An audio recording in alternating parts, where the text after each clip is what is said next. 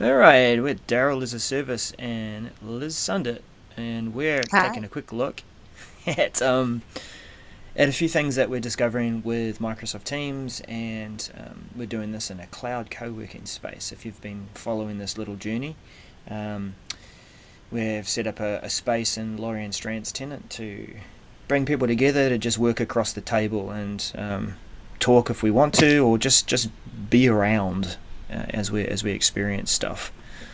Hey Liz, what have you been working on today?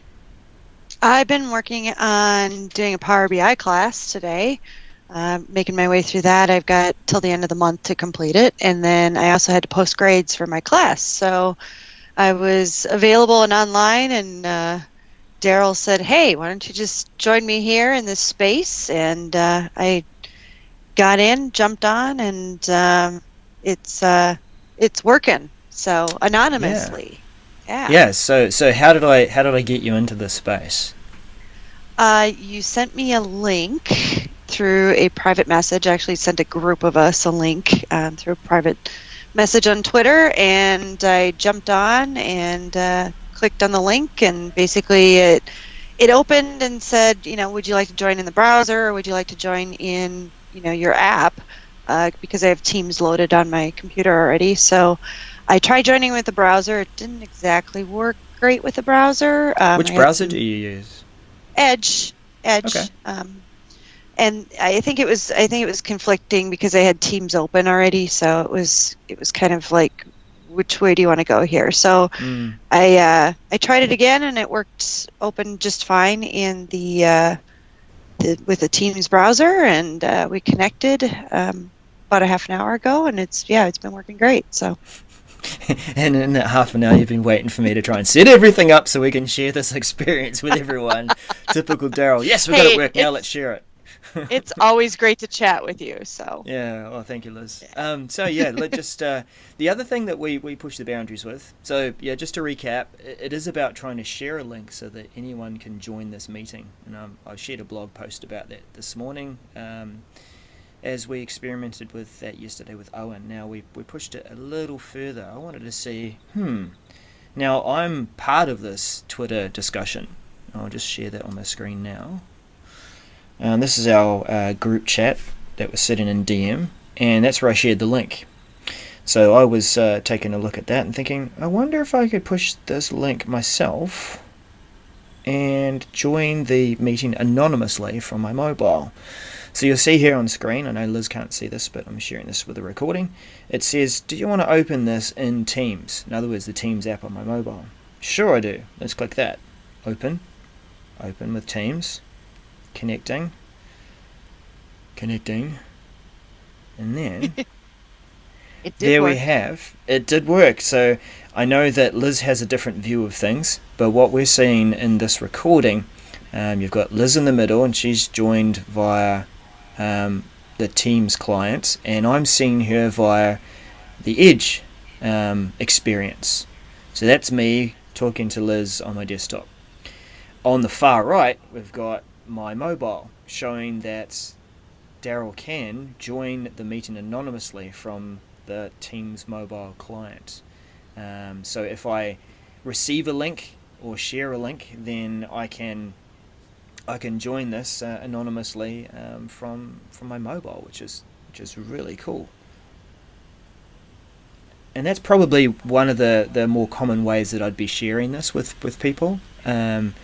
Is rather than sending this link out to the public in general, hey everyone join me, would be sending it out to a group of friends or contacts on various other different social media platforms, like Twitter, like Facebook Messenger, whatever. Cool, and thank you Yeah, so much for your patience, Liz, as I set all not a that up. problem. This Yeah. has been a great experiment for me too, because I'm supposed to have a an online meeting with a couple of other instructors tomorrow, and we always struggle with, what do we use for connectivity in terms of phone service and that type of thing. So Mm. just knowing that, this is working, I can send them an anonymous link, to one of my meetings, that type of thing. It should work really awesome. So yeah. Mm. Now, about that experience, you're the anonymous guest in this experience. So what would they see as a guest? How can they participate in that meeting? So I'm able to obviously do video and audio. I'm also able to share my screen, but I am not able to chat with Daryl directly within the Skype meeting. And that's based on, just the fact that that's not available. So I'm not seeing any of the, normal chat message type stuff that I would normally see on a regular Skype for Business call. But otherwise, pretty much everything else is, available. I did try sharing my screen earlier. Daryl could see, my screen, my content. I was able to share, not only, one of my screens, but I can share, applications within that type of thing. So. Do you mind doing that now, just so we can show people? Yeah. Now that's going to be interesting to see because I'm seeing it via the browser, and I'll also see a shared screen via the mobile. So it'd be good to see that experience. Yeah. So what I'm going to do is I'm going to share my screen too, and I'll just bring up my my internet browser. Cool. And be able to share that with you. Yeah. Seeing that's your browser and that type of thing. So.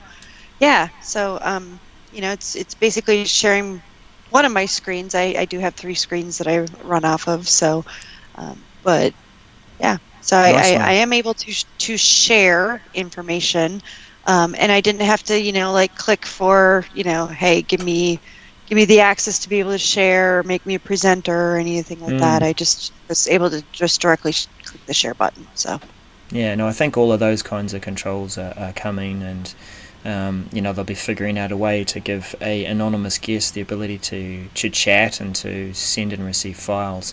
Oops, there was one other thing I was going to do before you stopped sharing.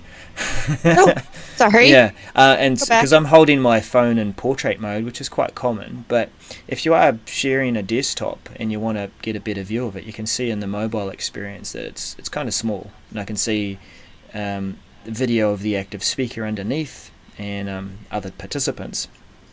But if I just flip this over, there we go, and we'll just drag that in my stages here. So what you see above is my desktop view from the Edge browser, and what you see at the bottom, which I've dragged down below, is a much clearer view of the desktop that Liz has shared, so I can really see that detail. Can I pinch zoom on that? Oh, I can pinch zoom!